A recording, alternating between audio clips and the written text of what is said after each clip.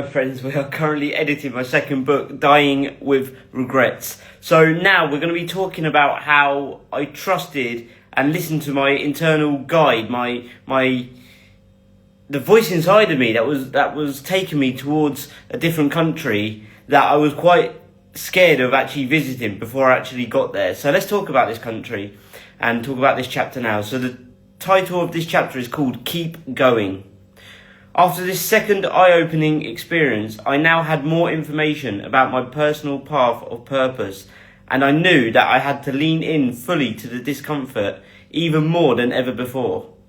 That meant having complete confidence in making moves forwards and trusting that with every uncomfortable action step I took, another door would open, another connection would be made, another opportunity would present itself, and ultimately get me another step closer to where I eventually wanted to be. I stayed in Colombia and finished off publishing my first book over the Christmas period.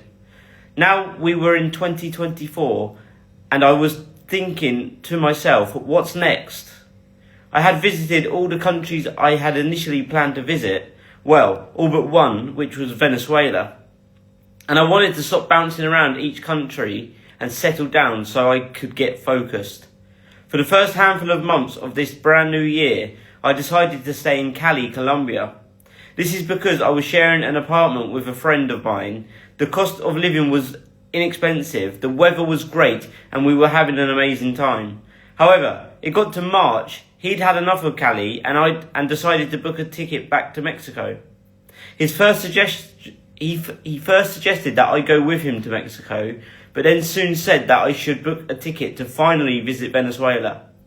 This is because I had been talking about it for the last 2 years, but had procrastinated and put off going.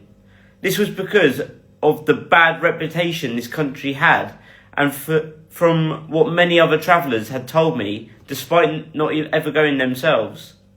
I had met quite a few Venezuelans on my travels previously, and had found that they were the nicest, kindest and most helpful people I've ever come across. So thought that I must visit this country and check it out for myself, even though tourism didn't seem to be a real thing there, or a big thing there. So I did. I blindly booked a one-way ticket to Venezuela despite being warned off by every other traveller, and by other citizens of Venezuela who I had become friends with. I was nervous, but also super excited at the same time. This was because, yet again, I had everyone around me telling me how crazy I was and how I should avoid Venezuela at all costs. This caused me to momentarily doubt myself and my decisions, and I allowed fear to start popping its ugly head up into my life.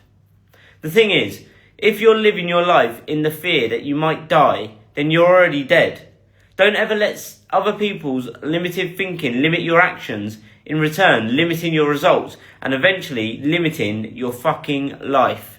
The closed-minded individuals around you will always push their fears onto you disguised as love. They will say things like, I don't want you to go there, or I don't want you to spend your money on that because I love you and I'm worried for you. Of course they love you, and yes, they are worried. But they are worried for themselves. They are worried more for themselves than they're worried about you. This is because they would never do the things that you do because they let fear hold them back. But rather than keeping their fears to themselves, they project them and try to push them onto the courageous people around them. I arrived in Caracas airport in Venezuela at the beginning of April 2024 with just a backpack, a taxi into town and 2 nights pre-booked at the one and only hostel they had there. I arrived, checked in and then headed straight out to take the metro into downtown. Surrounded by good weather and the beautiful sights and sounds of the parrots chirping and flying above, I instantly felt at home here. Initially, I said to myself that I would assess the situation after a few days in Venezuela, and then I would make my decision to stay a little longer, maybe a week or 2, depending.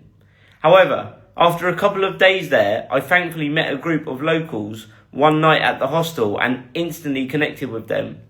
They invited me out and showed me to many different places around Caracas, and their kindness and generosity confirmed my decision to stay.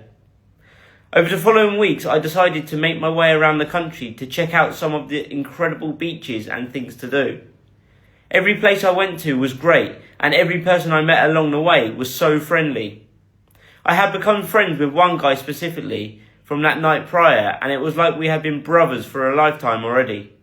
He showed me around many places in Caracas, introduced me to others, and we actually went on to creating funny content together around my experience in Venezuela to put out online. Some of these videos were going viral, and I ended up making even more friends through my online presence. I felt so good there. I felt happy. I felt at home. I felt as if Venezuela was the place for me. So I ended up staying 6 months in total and wanted to stay for more. Understand that home isn't where you were born or where you grew up, but it's the place where your heart feels most warm and where you feel most welcomed. Just because you were born there doesn't mean you belong there. So, if you're not enjoying where you currently are in your life, then get up and move. You're not a fucking tree. You probably read that last part and started telling yourself all the reasons for why you can't and shouldn't do it. But believe me when I say that the biggest risk you'll ever take in life is to not take any risk at all. Understand that risk is the price you'll pay for opportunity, because there is no risk without opportunity, just as there is no opportunity without risk. This means stepping outside of your comfort zone and letting go of what feels good. You have to give up the good in order to grab a hold of the great, because what got you here will never get you there. So trade what you want most. So never trade what you want most for what you want in the moment, and never let good enough be good enough. If you go through life avoiding risk, then you go through life avoiding life. You must commit to going all in on your dreams, because if you're not all in, then you're basically all out. Stop thinking about doing it and actually start doing it. Whatever it is that you want to do, you just need to start making moves today. Because procrastination is the thief of time, and it's also the assassin of opportunity. Not deciding is still a decision, and it's one that costs everything. Because if you don't risk anything, you risk everything. I think I just said that. Let me highlight that quick. You will either face your fears now or face your regrets later. Sure, your comfort zone feels safe right now until one day it becomes your coffin. So take the risk now while you still have the opportunity, or go ahead and leave it for another day where you may just forever lose the chance. And then I end this chapter with a question. If you died today, would you be proud of what you settled for? So just answer that one to yourself, my friends. If you died today, would you be proud of what you settled for?